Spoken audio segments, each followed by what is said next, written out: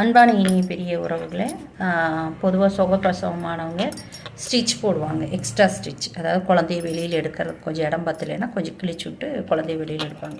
அதுக்கு தையல் போட்டிருந்தா சும்மா சுடுதண்ணி ஊற்றி கழுவாதீங்க. அந்த இடம் ஓப்பன் ஆகிருக்கும், ரொம்ப பெருசாகிடும். யூரின் வாய் ரொம்ப பெருசாகிடும்.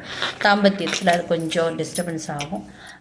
அதே சமயம் அதை அளவான சுடு தண்ணியில் வார்ம் வாட்டரில் கழுவுங்க. அது தையல் கூடி அந்த இடம் நார்மல் ஸ்டேஜ் வர்ற வரைக்கும் இது பண்ணிக்கோங்க. அதே சமயம் நல்லா வயிற்றை இக்கி 1 2 3ன்னு ஒரு 20 வரைக்குமா தம் கட்டி பொறுமையாக மூச்சை ரிலீஃப் பண்ணுங்கள்.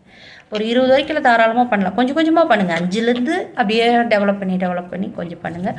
மூச்சை உள்ளே இழுத்து பிடிச்சிக்கிட்டு கப்புன்னு வெளியில் விடாதீங்க. மெதுவாக ரிலாக்ஸ்டாக விடுங்க. அப்போ அதே மாதிரி உட்காரும்போது ஒரு சில இடங்களில் உட்காரும்போது பரவலாக உட்காராதீங்க. கால் மேலே கால் இப்படி சேர்த்தி போட்ட மாதிரி இப்படி சேர்த்தி உட்காருங்க.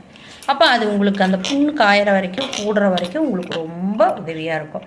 இல்லை எனக்கு இப்படி சமமாக உட்கார முடியல அப்படின்னு சொல்லி சொன்னாக்கா ஒன்றும் பிரச்சனை இல்லை. ஒரு டவலை நல்லா மடித்து நல்லா உங்களோட உயரத்துக்கு அளவான பட்டை தலகாணி இருந்தாலும் சரி அந்த சைடில் அந்த காலுக்கு கீழே அப்படி வச்சுட்டு அப்படியே நீங்கள் படுக்கவோ உட்காரவோ செஞ்சிங்கன்னா உங்களுக்கு ரொம்ப டிஸ்டர்பன்ஸ் ஆகாது. ஆனால் காலை மட்டும் பிரித்து வைக்காதீங்க. அப்புறம் மோஷன் போகும்போது ஒரு டவல் மாதிரியாவோ அல்லது மென்மையான காகிதம் பிளைன் பேப்பராக தான் இருக்கணும். அதை முன்னாடி யூரின் வாயில் வச்சு கம்ப்ளீட்டாக அடைச்சி வச்சுக்கிட்டு கை வச்சு நல்லா அடைச்சி வச்சுக்கிட்டு அதுக்கப்புறமா நீங்கள் மோஷனுக்கு முக்காமல் கொஞ்சம் தேங்காய் சேர்த்து சாப்பிட்டிங்கன்னா முக்க வேண்டிய அவசியம் இருக்காது. ஈஸியாக ரிலாக்ஸ்டாக என்ன சொல்கிறது மோஷன் வெளியில் போகும். இதெல்லாம் நீங்கள் ரொம்ப பக்குவமாகவும் பத்திரமாகவும் இது பண்ணிக்கணும். ஐயோ தையல் போட்டிருக்கு என் வகுத்தை கட்டணும் இப்படி சொல்லிடுவாங்க. அப்படியெல்லாம் கிடையாது. நீங்கள் மென்மையாவது அந்த வயிற்றை மேலே எடுத்து வச்சு அழகாக ஒரு பெல்ட்டு போட்டுருங்க. அல்லது காட்டனில் அந்த துணி இருக்கும் அதில் யூஸ் பண்ணுங்கள். அம்மா கிட்ட பொதுவாக பாவாடை காட்டன் பாவாடை இருக்கும். அதை ஸ்டிச் பண்ணி பெருசாக வாங்கிட்டு வந்தால் அதை அப்படியே மடித்து இப்படி வயிற்று கட்டி வச்சுக்கோங்க. அதே சமயம் நீங்கள் எதெல்லாம் பண்ணாமல் இருக்கீங்களோ அதனால் வயிறு இன்னும் கொஞ்சம் பெருசாகும்.